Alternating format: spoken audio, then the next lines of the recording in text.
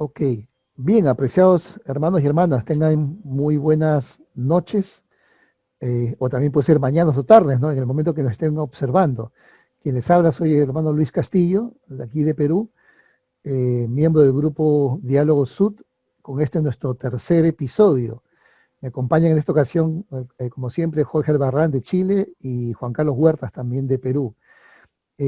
Como vimos en el episodio número 2, que tratamos acerca de la doctrina oficial de la Iglesia, la parte uno, el día de hoy analizaremos la doctrina oficial de la Iglesia, la parte 2. ¿Ya? Una breve introducción nada más, ¿no? El propósito de esta segunda parte fue analizar algunos temas un poco más detalladamente, ¿no? En algo que a veces puede ser un poco preocupante cuando a veces escuchamos que en nuestras clases de escuela dominical o discursos, o incluso a veces sucede en clases de seminario e institutos, se comparten algunas ideas personales de algunos miembros o líderes del pasado, como si fueran parte de la doctrina oficial de la Iglesia, ¿no? Y lo cual no debería suceder. Entonces, el propósito de este episodio justamente es poder aclarar en cuanto a este punto y poder mejorar todos, ¿no? Y ayudar a otros también. Bien, entonces para iniciar voy a compartir pantalla para que ustedes puedan ver las preguntas que vamos a desarrollar el día de hoy. Y esta va a ser, vamos a empezar con la pregunta número uno, que dice, ¿todo lo que declaran o escriben los apóstoles y profetas representan la doctrina oficial de la Iglesia? Esa es la pregunta con la cual vamos a iniciar, ¿no? Bien, entonces doy el tiempo a quien de ustedes quiera iniciar. Eh, Jorge. ¿Sí? Ok. Ok, ok, Gracias, hermano Juan. listo. Este, bueno, yo creo que la respuesta sería un categórico no. No todo lo que declaran o escriben los apóstoles y profetas representan la doctrina oficial de la Iglesia. Ujú. Quiero hacer dos citas. La primera de José Claro, Smith, que él señaló que un profeta eh, declaraba como un profeta cuando estaba actuando bajo ese manto. Es decir, no todo lo que él dice o piensa pasa a ser doctrina en forma automática por el solo hecho que el profeta o alguna autoridad general le puede estar diciendo.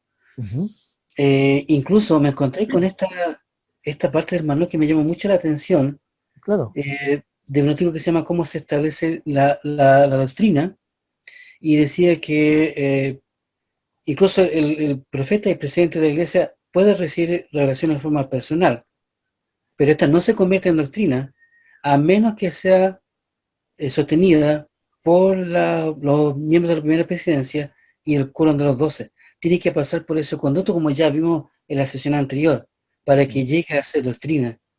No basta con que el mismo profeta lo diga como una idea propia, tiene que seguir ese conducto. Y también, como ustedes recordarán, vimos en la sesión anterior de que la primera presidencia, en conjunto con los 12, son quienes entregan la doctrina revelada, pero también son quienes la interpretan. sí. Entonces, esto es tan claro, es tan delicado, es tan preciso, que ni siquiera el profeta por sí mismo podría él declarar doctrina sin seguir este mismo proceso. Me acuerdo un poco, para colocarlo con una forma un poquito más humorística, alguien dijo que, dando un ejemplo un poco exagerado, si el profeta dijera que la luna está hecha de queso, por el solo hecho que lo diga no pasa a ser doctrina. Ujú, Cada cosa que el profeta reciba o el Señor le indique, tiene que seguir ese proceso que el mismo Señor ha revelado. Es decir, el presidente de la iglesia lo da a conocer esta doctrina a la primera presidencia y luego a los 12, y luego es aprobada en común como este cuerpo, de este oráculo viviente, entonces, que administra la doctrina y que da la interpretación, y luego está listo. Solamente se presenta a los miembros de la iglesia para que nosotros podamos apoyar lo que el Señor ha dicho, nada más. Y en este punto creo que también es bien importante destacar que las doctrinas son eternas, no cambian, ya, pero lo que sí pueden cambiar son las prácticas y los programas, de acuerdo con la revelación que nosotros, que el Señor indique que nosotros podamos recibir. Eso es lo que yo podría indicar al respecto. excelente. Sí, justamente lo que menciona Jorge puso en práctica cuando se dio en Doctrina y Convenios lo que conocemos como la Declaración Oficial número uno y número 2, ¿no? Siguió este proceso justamente que bien menciona Jorge, ¿no? Que el presidente de la Iglesia recibieron esa revelación, pero solamente tuvo validez cuando fue sostenida por la primera presidencia, el quórum de los 12, y por la Iglesia, ¿no? Entonces ya pasó a ser canonizado, ¿no? Como una revelación, como una doctrina oficial para nosotros, ¿no? Gracias, Jorge, gracias. Muy bien, sí, Juan Carlos, adelante. Sí, bueno, como bien sabemos, ¿no? Los profetas y los apóstoles también son personas comunes y silvestres como nosotros. Y todos tenemos derecho a tener nuestras propias opiniones, ¿no? Nuestro propio sentimiento o sentir sobre cierto punto, ¿ok? Entonces, el hecho de que ellos sean profetas o apóstoles no quiere decir de que ellos van a dejar esa parte humana, ¿no? Ellos pueden y tienen el derecho de poder dar sus opiniones personales, como cualquier ser humano, sobre un punto específico.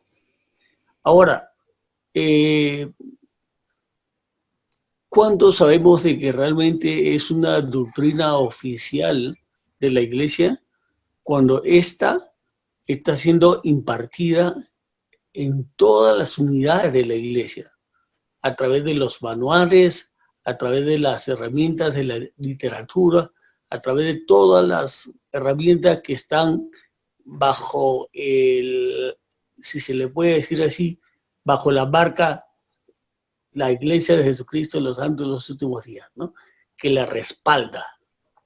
Solo así es oficial una declaración o un escrito de un profeta y un apóstol, ¿no?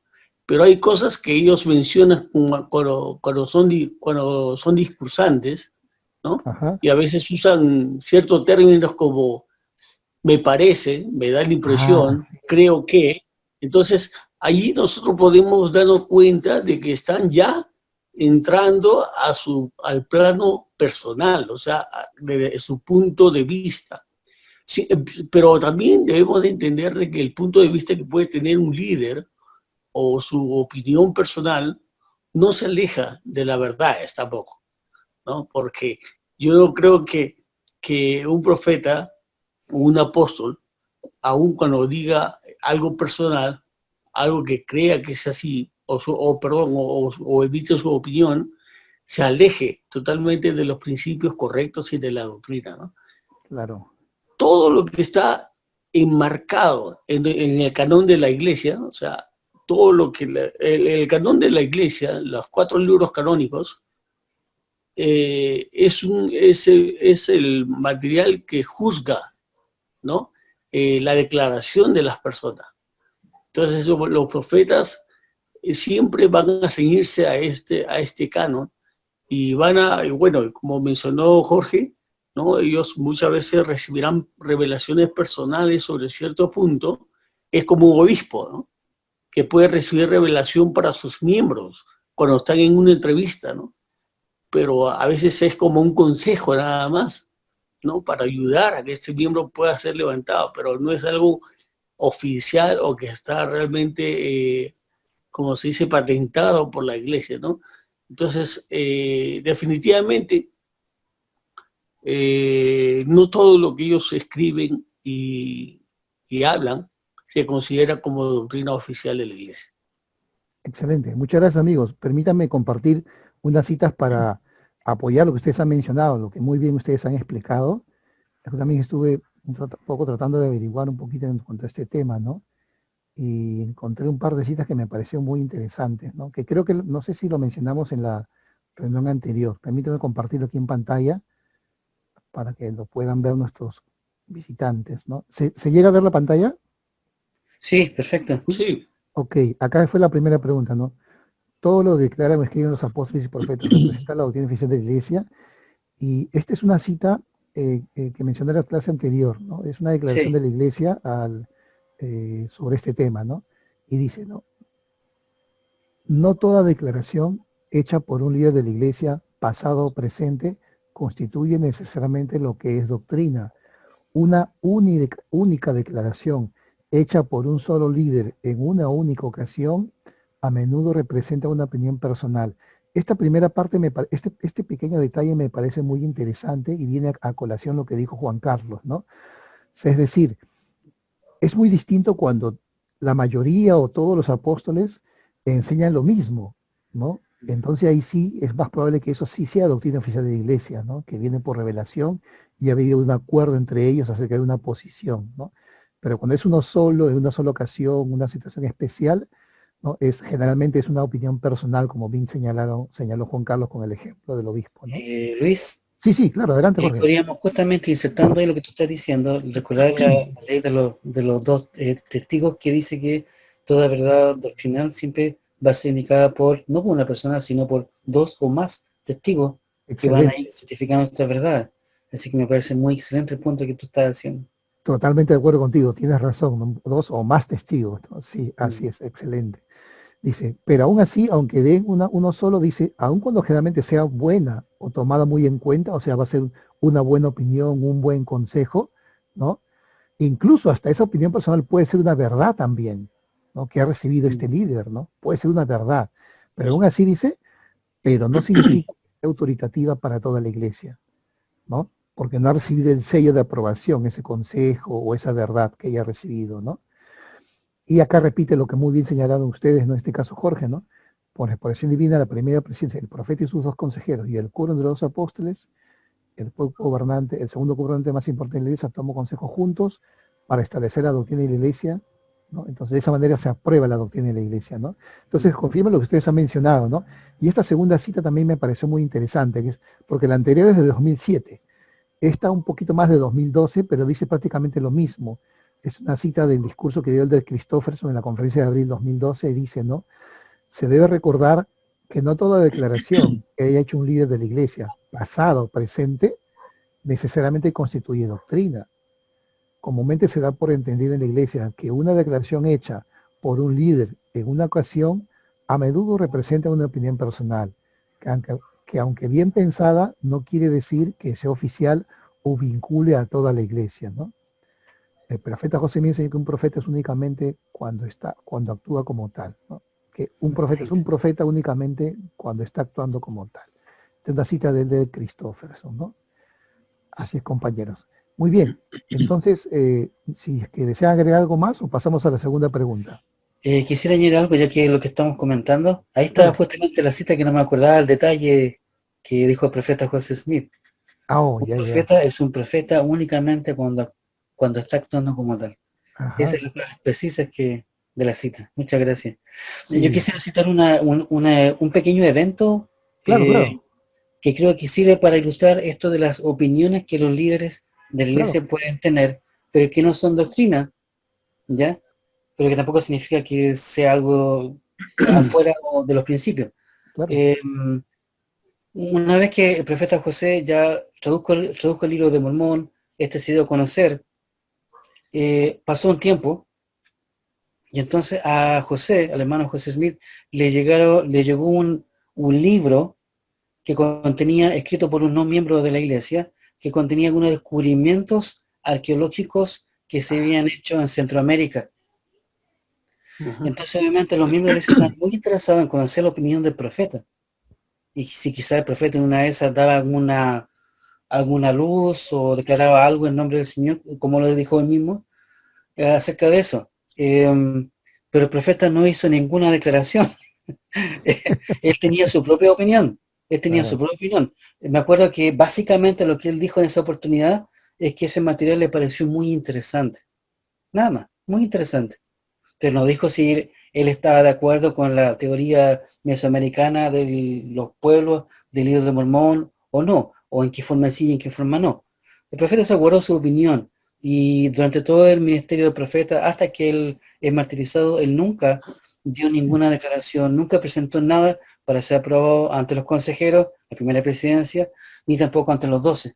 Por lo tanto, lo que el profeta haya pensado era solamente su opinión personal.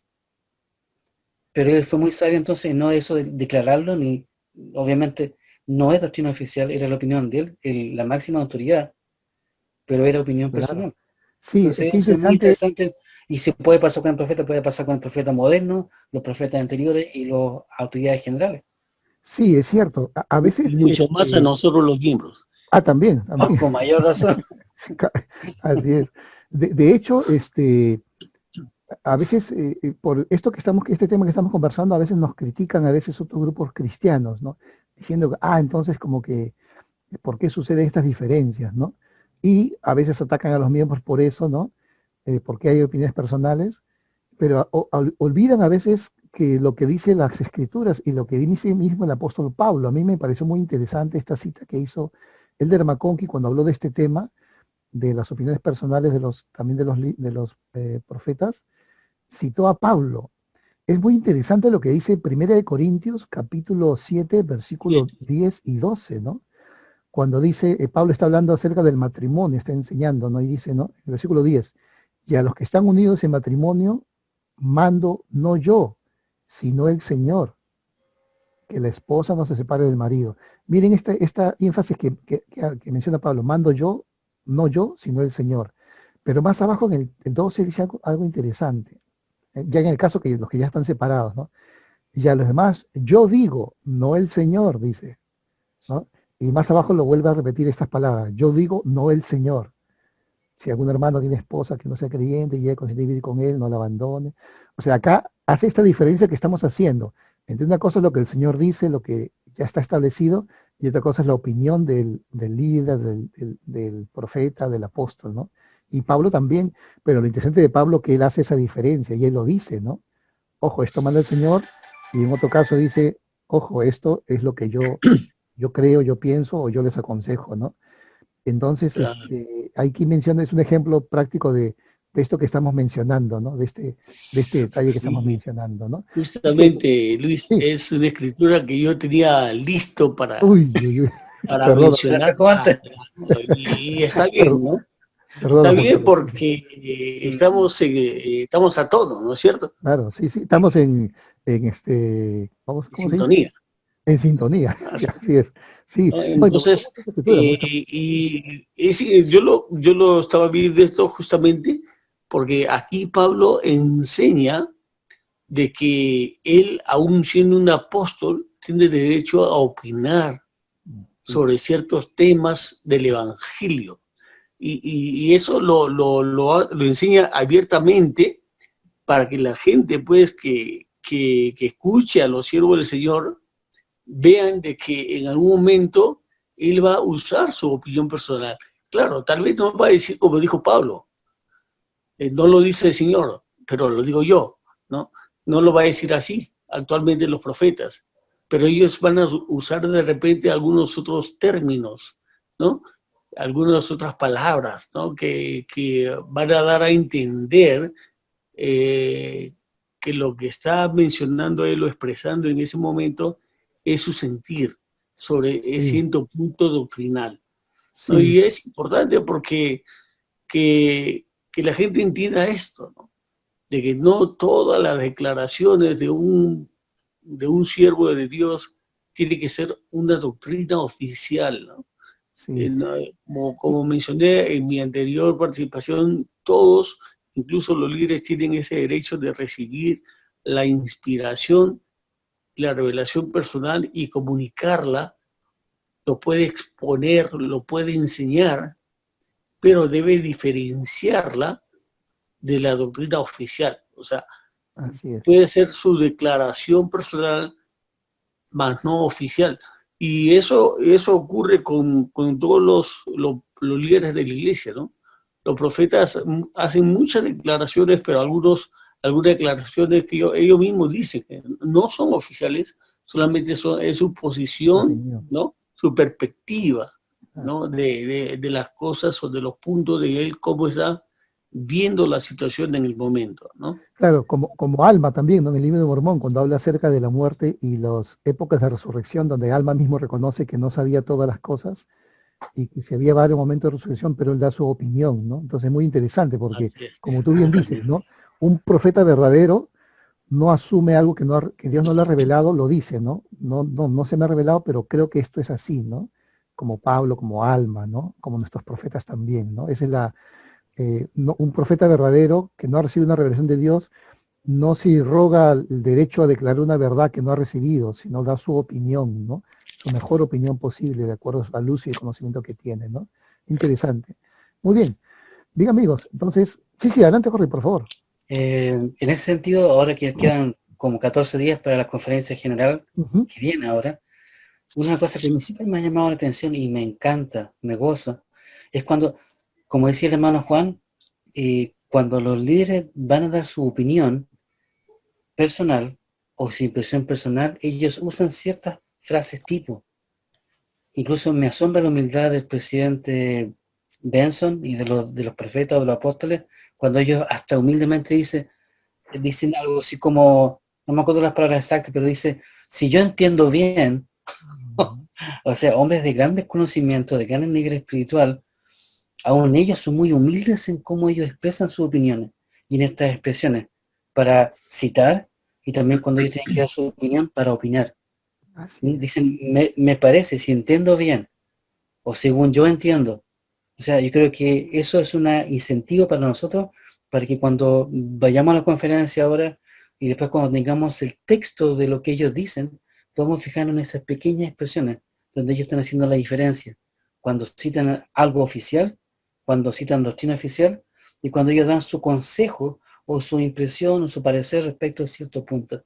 Sí, Así que totalmente. creo que es un desafío interesante que tenemos para la conferencia para todos nosotros. Sí, muy cierto. Quisiera aclarar a nuestra audiencia, preciosos hermanos y amigos que nos están escuchando, que no vayan a pensar que estamos criticando al líder, al contrario. Y tampoco estamos mencionando que aun cuando sea la opinión personal del líder, sea malo el consejo o la opinión. Es más, el consejo puede ser bueno, la opinión puede ser válida, pero no es oficial todavía porque no ha pasado por el proceso de ser canonizada esa doctrina, ¿no? Esa opinión como una Sí. doctrina oficial de la iglesia, ¿no?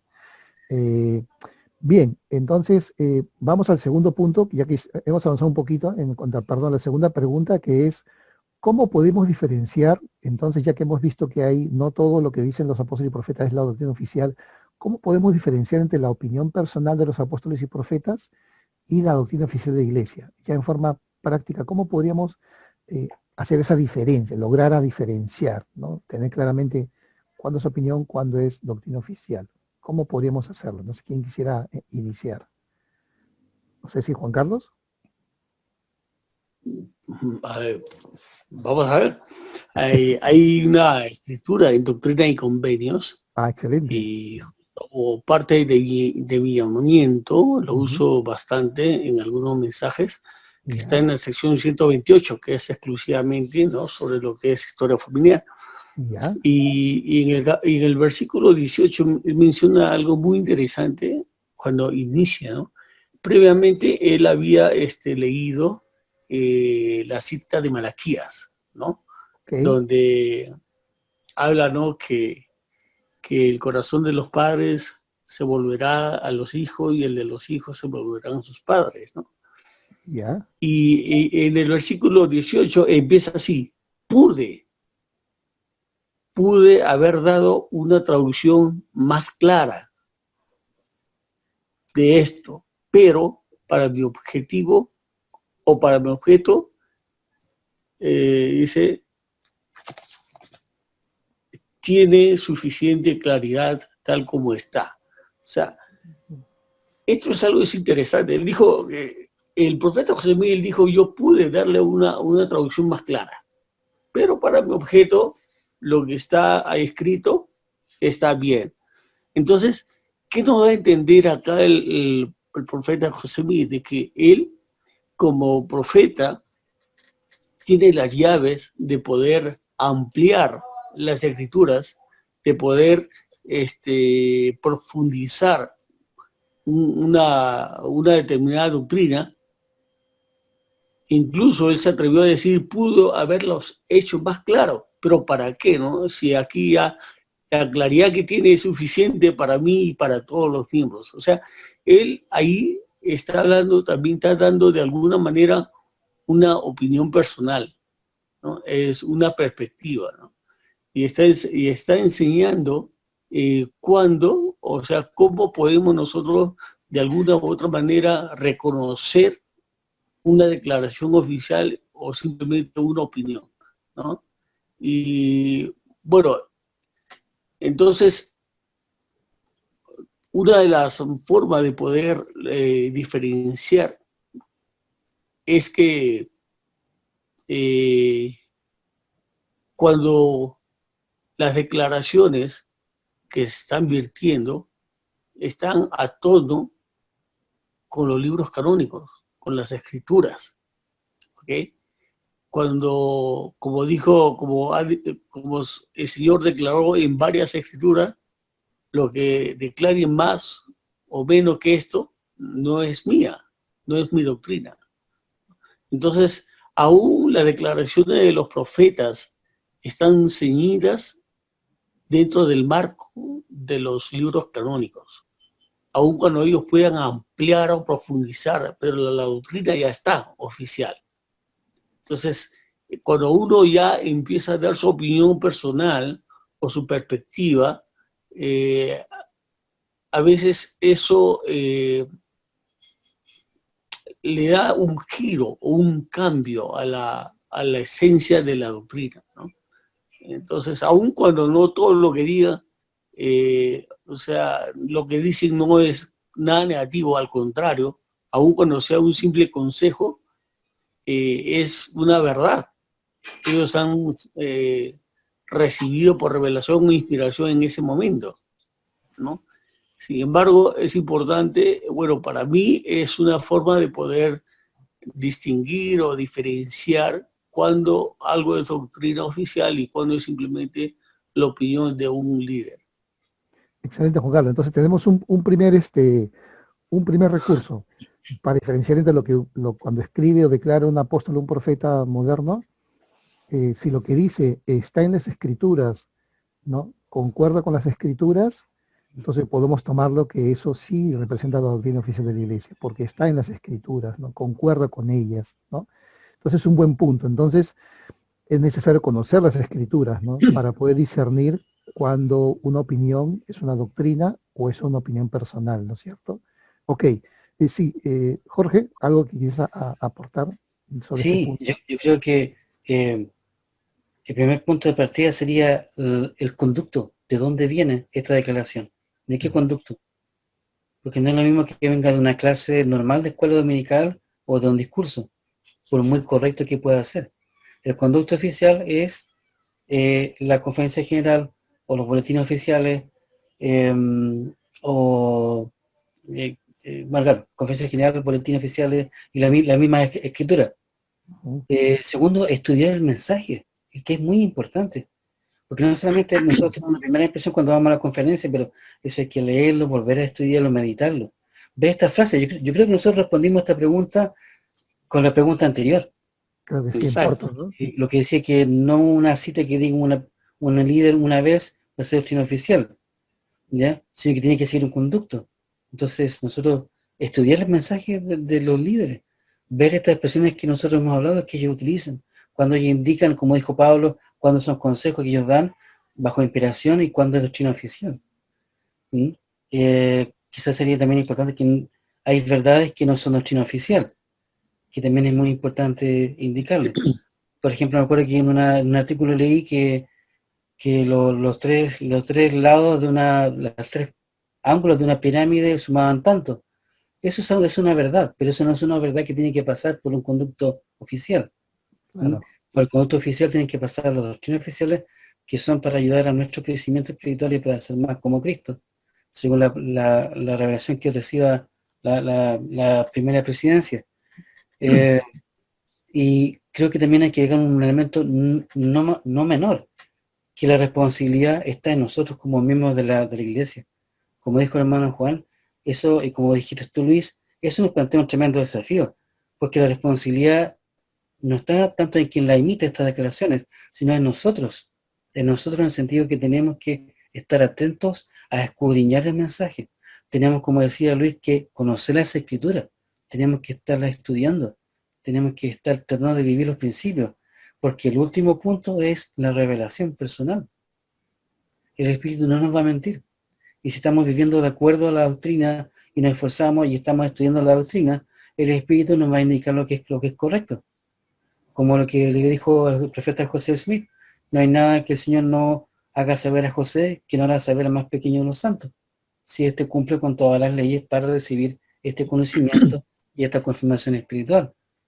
Y eso es lo maravilloso de esta organización divina, que tanto el profeta como el humilde maestro ministrante o la maestra ministrante puede tener acceso al mismo conocimiento. Eso es lo maravilloso. Y eso es lo que para mí es un testimonio adicional de que la iglesia de Jesucristo, de los santos últimos días, es la iglesia verdadera por este sistema organizativo tan perfecto que tiene, por la doctrina oficial tan bien cuidada que se esmera y cómo fluye esta revelación. Quiero terminar mi punto con una declaración de Stephen L. Richards. Él era miembro de la primera presidencia. Y él en una parte él declara que la primera presidencia tiene la autoridad para interpretar doctrina, y me gusta una frase que él dijo: ellos son la Corte Suprema aquí en la tierra para la interpretación de la ley de Dios. Pero el punto que yo quiero ir es el siguiente. Voy a citar lo que él dijo.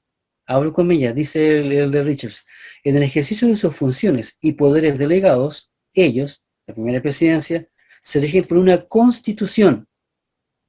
Eso ya al tiro llama la atención. Se rigen por una constitución. Entonces yo, cuando leí esto me preguntaba, ¿pero qué? Algo así como la constitución norteamericana. Entonces él dice, se rigen por una constitución, continúo con la cita, una parte de la cual está escrita y otra que no lo está. Y aquí explica a qué se refiere. Dice el de Richards: la parte escrita consiste en la escritura auténtica, antigua y moderna, y las declaraciones registradas de nuestros profetas de los últimos días. Luego añade: la parte no escrita es el espíritu de revelación y la inspiración divina que se relaciona con su llamamiento. Esto lo dijo en octubre del año 1938 y está extractado del manual Las enseñanzas de los profetas vivientes. Entonces, wow, la responsabilidad es nuestra como miembros. Nuestra parte es vivir de tal manera que al estudiar, al utilizar nuestra mente, al escudriñar la palabra y tratar de vivirlo, podamos tener el testimonio del Espíritu. Y así va a ser. Excelente. Gracias, Jorge, gracias. Entonces ahí tenemos para nuestros escuchas y los que nos están viendo, entonces, para saber si una declaración, porque nuestros apóstoles y profetas, además de declarar en discursos de conferencias o reuniones oficiales, también a veces hablan y escriben libros también, que no son publicados por la iglesia, son publicados en forma independiente. Por ejemplo, el del Holland, el de Bednar, varios que escriben libros, ¿no? Libros muy buenos, muy interesantes, ¿no? Que hablan de temas doctrinales, otros de principios, otros de consejos, ¿no? Entonces, ahora, ¿cómo diferenciar de sus libros que ellos publican en forma independiente, porque no es una publicación oficial de la iglesia? ¿Cómo saber si lo que contienen estos libros, qué parte de lo que ellos declaran ahí es doctrina oficial y qué parte no, sino sus opiniones personales? Me parece excelente lo que ustedes han dicho, ¿no? Primero, ¿qué dicen las escrituras? Un ejemplo, si lo que dice de Holland en un libro que habla de la expiación, que es un libro muy bueno, ¿no? Y lo que dice está en las escrituras, entonces es doctrina de la iglesia. A lo que agregó Jorge, si lo que dice de Holland en este libro independiente no está en las escrituras, pero está en las publicaciones oficiales de la iglesia, entonces es parte de la doctrina de la iglesia. Y si sumamos a eso, no está en las escrituras, no está en las publicaciones oficiales de la iglesia, pero yo al leer esas enseñanzas de Holland, el Espíritu me confirma de que lo que él dice es verdad, aunque no sea doctrina oficial de la iglesia, yo sabré en mi interior que es una verdad, ¿no? Para mí, no para todos, no para enseñarla, pero para mí será una verdad, ¿no? Entonces lo que me dijo Jorge, por eso es que es tan importante el saber, el Señor pone sobre nuestros hombros el peso de la responsabilidad de saber cuándo algo viene de Él o no viene de Él, ¿no? Y en la revelación del Espíritu Santo, ¿no? Entonces tenemos las escrituras, las publicaciones oficiales, pero finalmente lo más importante, lo que bien señaló Jorge, la revelación personal del Espíritu Santo, para confirmarnos la verdad de todas las cosas, ¿no? Y permítame compartir, agregando a lo que ustedes han compartido sobre este tema que mencionó tanto Juan Carlos como Jorge. Encontré una cita también muy interesante en cuanto a este punto, ¿no? Acá la pregunta era, ¿cuándo se deben considerar como escrituras las palabras de los profetas vivientes? En nuestro caso, profetas vivientes nos referimos a los apóstoles y profetas. Nos dice, el profeta José Mí explicó que un profeta era profeta solamente cuando obraba como tal. Los profetas tienen derecho a tener una opinión personal. No se debe considerar que cada palabra que sale de su boca como una declaración o interpretación oficial. Pero me gusta esta parte, dice, sin embargo, sus discursos a los santos y sus escritos oficiales deben considerarse como producto de su llamamiento profético y deben escucharse. Entonces, me gusta esta parte por eso, ¿no? O sea, lo que es todo lo que es su función oficial, ¿no? Ahora, y aquí viene lo que dijo también Jorge, ¿no? Dijo, ¿no? Como miembros de esa somos responsables de mantener nuestras propias vidas en armonía con el Espíritu del Señor, de manera que podamos saber por nosotros mismos cuando alguien está hablando bajo la influencia del Espíritu Santo. El presidente J. Rubén Clark dijo, refiriéndose a esta responsabilidad, dijo, la pregunta es, ¿cómo podemos saber que las cosas que ellos, las autoridades generales, han dicho, se dijeron conforme los inspiraba el Espíritu Santo? He estado meditando esta pregunta y la mejor respuesta que puedo dar es, podemos saber que un discursante habla inspirado por el Espíritu Santo solo cuando nosotros podemos confirmarlo por medio del Espíritu Santo. En cierto modo, esto pone sobre nuestros hombros la responsabilidad de determinar cuándo ellos hablan inspirados por el Espíritu Santo, ¿no?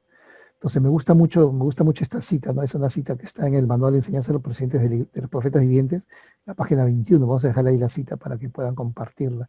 Entonces pone el Señor sobre nuestra responsabilidad, ¿no?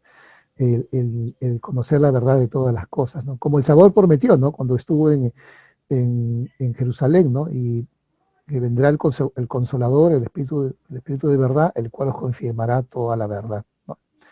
Así es, apreciados amigos. Entonces pasamos a la tercera pregunta. La tercera pregunta es, ¿por qué es tan importante conocer la doctrina del Salvador? Conocer esta doctrina verdadera. Empezamos por Juan Carlos, ¿te parece, Juan Carlos? ¿Qué dice Juan Carlos? ¿Por qué es tan importante conocer? Ya hemos visto ya cómo diferenciarla, y entonces, ¿por qué es tan importante conocer la verdadera doctrina, la doctrina oficial de la Iglesia, la doctrina de Cristo? Bueno, gracias, Lucho. Es muy importante conocer la doctrina de Cristo, la doctrina oficial de la Iglesia, porque es prácticamente sinónimo.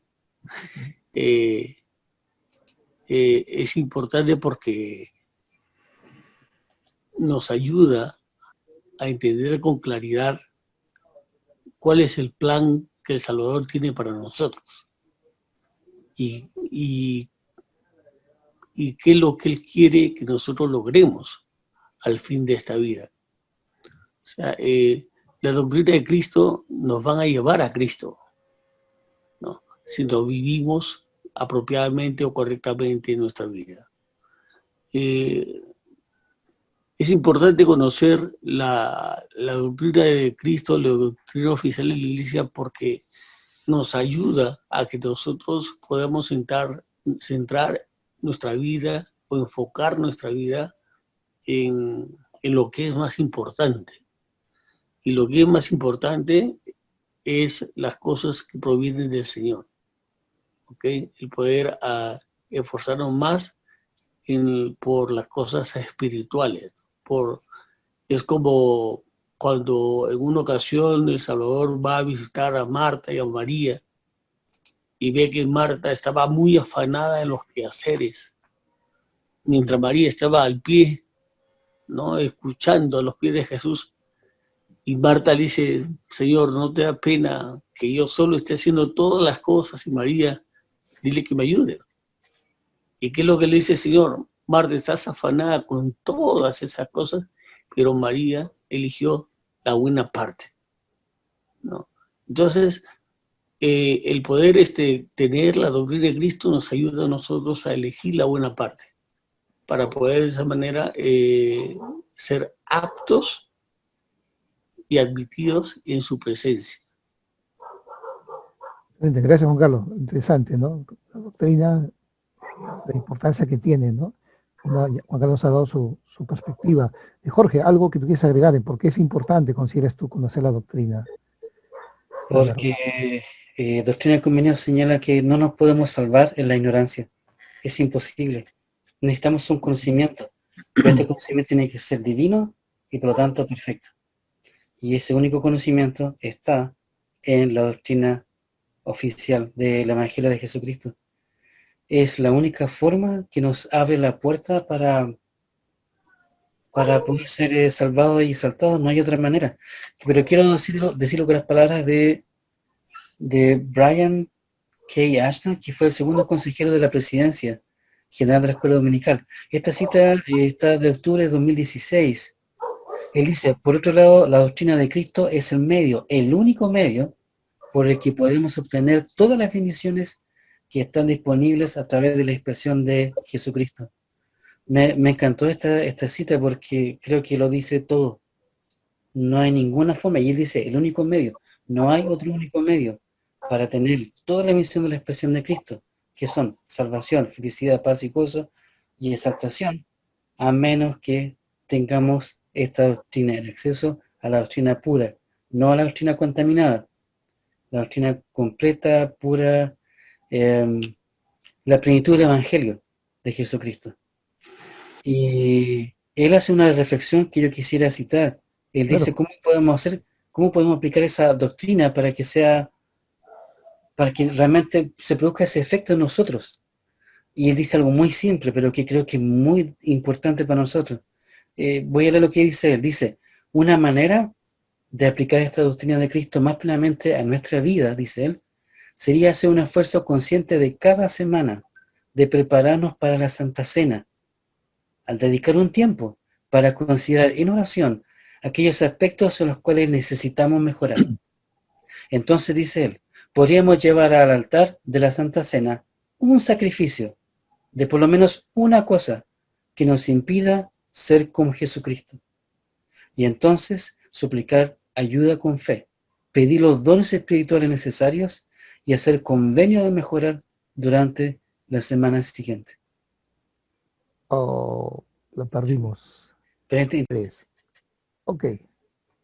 ya, entonces como estaba con esta cita de este hermano que acabo de mencionar, él nos dice entonces que la doctrina de Cristo, la doctrina oficial, es la única fuente que nos permite poder acceder a todas las misiones de la expiación. Y él nos sugiere este método de poder prepararnos cada semana para poder ser más como Cristo y en participar de la Santa Cena, poder pensar en una cosa que nos pueda ayudar a ser más como Él, en alguna cosa que tengamos que dejar, que nos impide llegar a ser más como Él. Y mediante la ayuda del Espíritu, Él dice que eso va a ser posible, que gracias a este conocimiento divino, a esta doctrina oficial, al tratar de vivirla, entonces llegamos a ser un poco más como Cristo. Eso era Ok. básicamente. Ok, excelente, Jorge. Bien, bueno, por problemas técnicos perdimos conexión con Juan Carlos, pero él nos va a dar respuesta grabada y vamos a agregarlo a esta participación. Bien, entonces me tocaría a mí compartir algo sobre la respuesta, por qué es tan importante conocer la doctrina del Salvador, la doctrina de Cristo. Y yo quisiera resumirlo en este versículo de Escrituras, ¿no? Porque el conocimiento exacto de la doctrina nos puede llevar a Cristo y finalmente a la salvación, como bien ha mencionado Juan Carlos y Jorge, ¿no? Y me gusta esta escritura muchísimo, ¿no? Dice del libro de Mormón, ¿no? Acerca de los descendientes de los lamanitas, ¿no? Dice, y llegarán al conocimiento de su Redentor y de los principios exactos de su doctrina para que sepan cómo venir a Él y ser salvos. Esto me encanta, ¿no? Dice, para que podamos saber nosotros cómo venir a Cristo y por lo tanto ser salvos, ¿no? Entonces, me gusta mucho, justamente recalca lo que bien mencionaron tanto Juan Carlos como Jorge, ¿no? Acerca de la importancia de la doctrina, ¿no? La Yo importancia de la creo que doctrina, habría que subrayar la palabra exactos. sí, ¿no? Los principios exactos de su doctrina, sí, realmente es muy, muy significativo, realmente altamente significativo esto que mencionan, ¿no?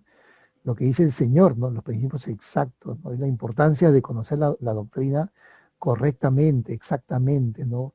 Entenderla bien, no malinterpretarla, no tergiversarla, no, como tú bien dices, no contaminarla, ¿no? No cambiarla, ¿no? Esto es muy importante, muy importante. Bien, entonces sería la última pregunta para terminar. ¿Qué bendiciones personales hemos recibido por conocer la verdadera doctrina? O sea, ya nuestra experiencia personal, ¿no? ¿De qué forma nos ha bendecido nuestra vida el conocimiento de la doctrina? Al menos un punto o algo que queramos compartir. Empieza Jorge y de ahí yo termino. Wow, hay tanto que decir ahí, Sí, muy profunda la pregunta. pero me vienen a la mente tres cosas. Primero que nada, una claridad. Yo me bauticé cuando tenía 12 años y a poco tiempo después me inactivé.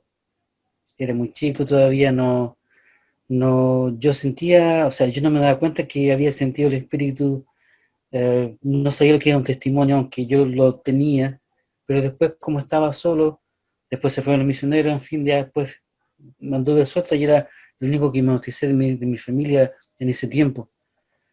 Después ahí comenzó toda una larga jornada, que en muchos casos fue una oscuridad, fue una confusión.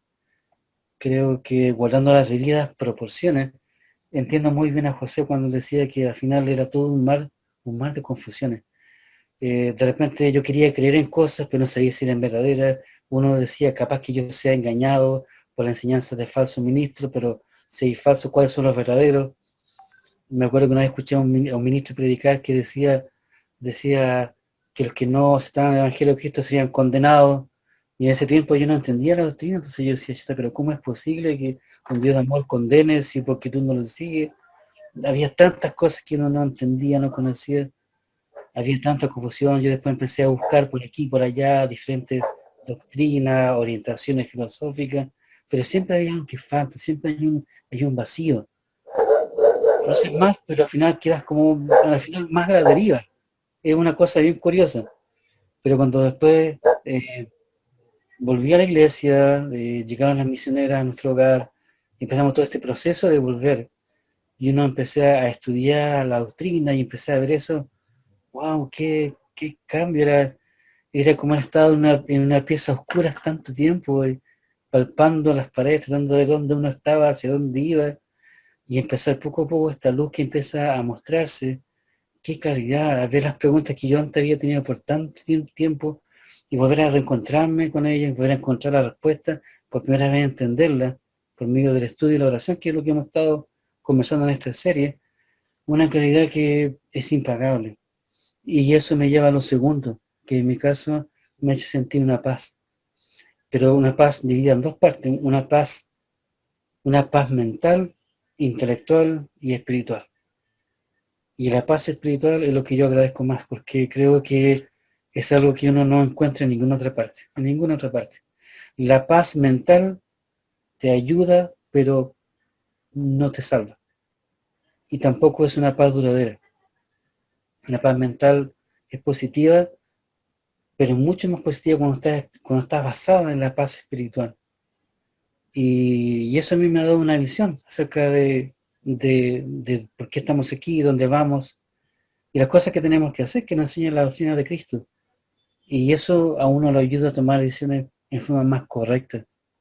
Uno entiende sus propias limitaciones, pero también entiende que existe un ser divino que no tiene limitación y que está dispuesto a ayudarte, que te ama más encima y que te acepta como tú eres, con todas tus imperfecciones, y que en todo momento está con la mano abierta, extendida, para que tú busques su ayuda. Me ha hecho conocer que hay un Redentor, hay un Salvador, que hay un Padre amoroso que nos ama, una Madre celestial, y hermanos que al final todos somos hermanos, nacemos del mismo Padre espiritual, y eso, calidad, paz, visión. En ninguna otra parte se encuentra esto, ninguna, porque esta es la fuente original. Podemos ir a buenos libros, podemos ir a algunas filosofías que contengan algunas cosas positivas, pero van a ser cosas muy pequeñas dentro de todo un mar de oscuridad y de confusión.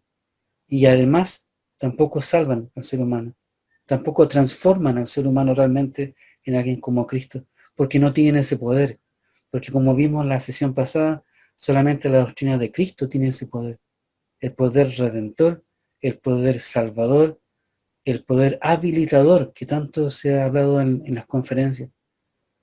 No, es maravilloso, así que no tengo palabras más que nada para decir eso. En mi caso, por lo menos, claridad, paz mental, paz espiritual, y acá sí es una visión eterna de las cosas, que a uno le ayuda y le da fortaleza para enfrentar los desafíos. Y uno también acepta sus propias imperfecciones, porque uno no es perfecto, uno es, como decía Lilo Domón, inconstante, y todos los adjetivos que vienen ahí, pero como decía Nefi, sabemos en quién hemos confiado. Eso, es un brazo en el cual podemos apoyarnos, es un hermano que está ahí, es un padre. Así que este conocimiento es maravilloso, tiene que darse a conocer a todo el mundo. Yo creo que por eso la Iglesia y el Señor están tan deseosos de que se expanda este conocimiento, para que todos los hijos y hijas de Dios ya terminen ese periodo de oscuridad y puedan ver realmente la luz divina y iniciar este proceso y este camino. Eso sí es lo que yo podría decir en mi caso, Luis. Excelente, gracias, gracias Jorge. Gracias. Un momentito, creo que quiere reconectar Juan Carlos, ¿ya? Un momentito, voy a tener un momento. Bien, gracias Jorge. Yo quisiera compartir también en mi experiencia personal, el conocer la verdadera doctrina, ¿no? Como mencioné en una reunión anterior, ¿no? Cuando conversábamos, ¿no? Para mí, el comienzo de la doctrina ha sido un ancla para mí, ¿no? Yo soy converso también, ¿no? Cuando me uní al Evangelio, acepté el Evangelio a 18 años de edad. Entonces, la doctrina ha sido eso, un ancla para mí. El conocimiento del Evangelio me ha permitido, así como un barco que se ancla en el puerto para que las tormentas no lo arrastren, de igual forma es lo que yo he podido sentir, ¿no? O sea, para un converso no es fácil la vida, ¿no? Los que nos están escuchando, que son conversos, lo van a entender claramente, ¿no? Entonces, bienvenido Juan Carlos nuevamente, gracias por estar con nosotros para terminar. Estoy haciendo un comentario y doy el tiempo a ti, ¿ya? Ok, entonces, los que somos conversos, sabemos que la vida no es fácil, ¿no? No es fácil mantenerse dentro del Evangelio, ¿no? Porque el haber crecido fuera del Evangelio, el haber tenido ideas, costumbres, tradiciones, cosas muy arraigadas en nosotros, aun cuando aceptemos el Evangelio, no es fácil abandonar todo eso, ¿no?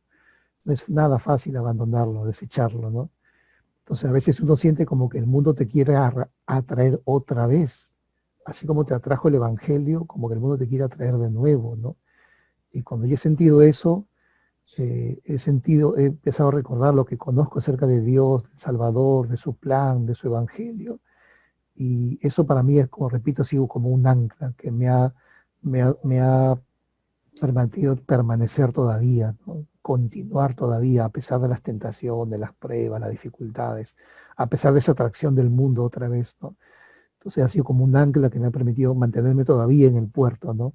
Es más, cada año que yo cumplo años como miembro, yo me bauticé un 13 de diciembre, siempre cada 13 de diciembre yo digo, todavía estoy aquí, todavía estoy en el barco, todavía, ¿no? Gracias a Dios. Y entonces hay que continuar, ¿no? Continuar perseverando. El conocimiento de la doctrina también me ayudó a comprender el plan, lo que dijo Juan Carlos, ¿no? El plan de salvación, el plan de Dios. Y es tan perfecto este plan que no hay nada, todos tenemos la oportunidad de recibir sus bendiciones, ya sea en esta o en la otra vida, ¿no? Algunos llevan esta vida mortal muy difícil, a otros mucho más llevadera, pero no importa nuestras circunstancias actuales, todos tenemos las oportunidades y privilegios, como repito, si no es en esta vida, es después de esta vida, pero todos tendremos las oportunidades y recibir las bendiciones de la exaltación y la vida eterna al lado de nuestro Padre Celestial, ¿no? Gracias, compañero, gracias por compartir con nosotros estas series, ¿no? Estos episodios. Y antes de terminar, yo quisiera dar el tiempo a Juan Carlos para que él pueda dar también su punto de vista acerca de que él quería compartirnos algo de por qué era importante el conocimiento de la doctrina de Cristo, y nos estaban compartiendo algo sobre Tesalonicenses 11. Y después de eso, Juan Carlos, también si tú quisieras decir algo más personal en cuanto a cómo ha bendecido tu vida el conocimiento de la doctrina. Adelante, Juan Carlos. Gracias, Luis. Bueno, sí, como estaba mencionando en Tesalonicenses 11, menciona la visita del Salvador a los habitantes antiguos de América. Y dice que cuando Cristo descendió había una multitud, había muchas personas, más de 1000. Y cuando los invitó a venir a él, lo hizo de una forma ordenada. Él no permitió que la gente vaya a aglomerarse. Él no permitió que la gente se abalanzara a él, sino que él hizo de que vayan uno por uno.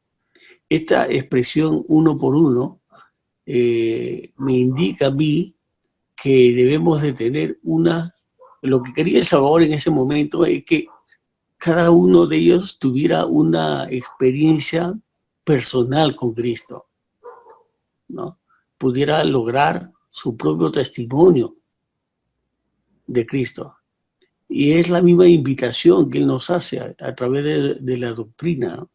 Que nosotros podamos tener una experiencia personal con el Salvador, ¿no? Y lo podemos lograr a medida que nosotros estudiemos la doctrina y lo apliquemos en nuestra propia vida.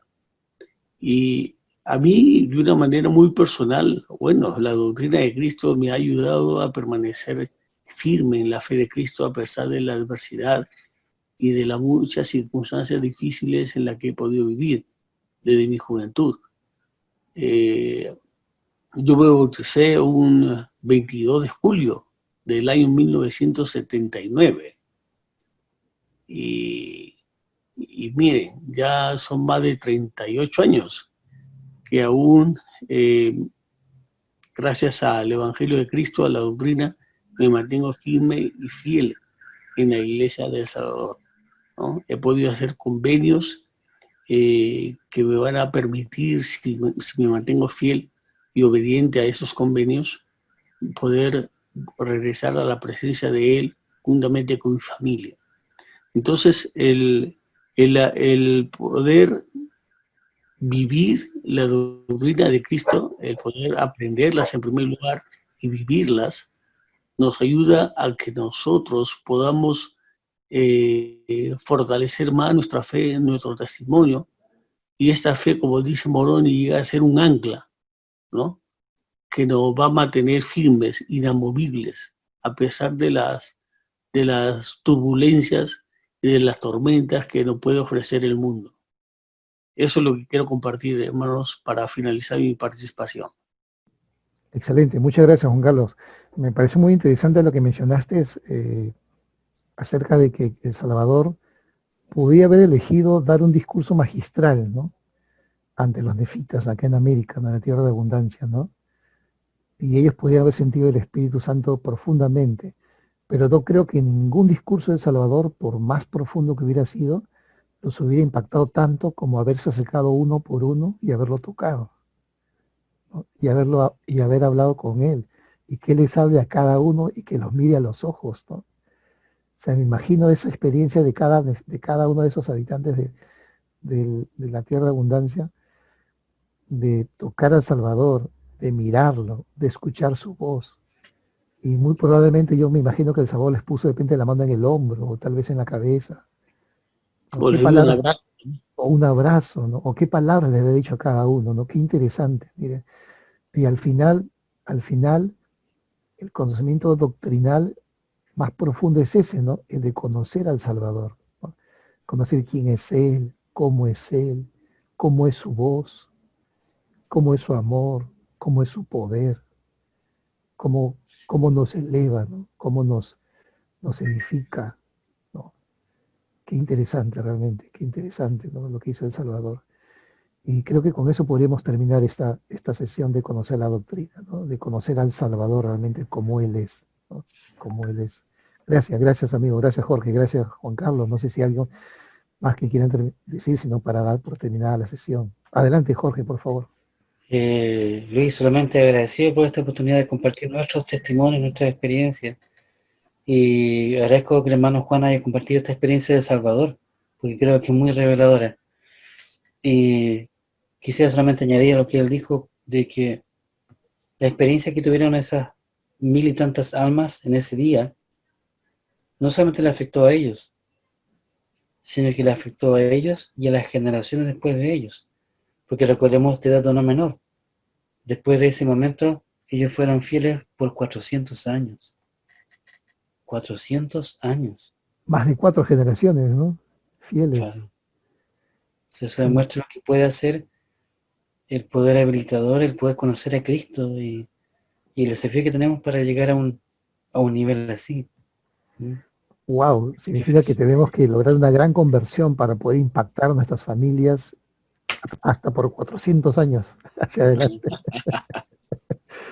Excelente, muchas gracias amigos, realmente ha sido muy muy edificante para mí, muy instructivo para mí compartir con ustedes el día de hoy este tema, con aquellos que nos están viendo, escuchando, realmente gracias a preciosos hermanos, y el Evangelio es verdadero, preciosos hermanos que nos están viendo y escuchando. Si ustedes tienen preguntas, con mucho gusto, nosotros estamos para poder ayudarles. No crean, nosotros hemos tenido muchísimas preguntas, muchísimas, y aún tenemos preguntas, pero hemos ido encontrando las respuestas poco a poco, encontrando estas respuestas. Y con mucho gusto podemos ayudarles. Tienen preguntas, escríbanlos debajo de este video que va a estar en YouTube, o en nuestra página web también, que está ahí en el enlace, las preguntas que tengan a bien hacernos para poder compartir. Que Dios nos bendiga, puedan tener una buena semana. Nos vemos en el tercer episodio de este proyecto que hemos llamado Diálogo Sud. Bien, hasta luego Jorge, hasta luego Juan Carlos, nos estamos viendo. Un gusto, Nos gracias. vemos, Lucho. Hasta luego, hasta luego. Luego, Jorge, nos vemos.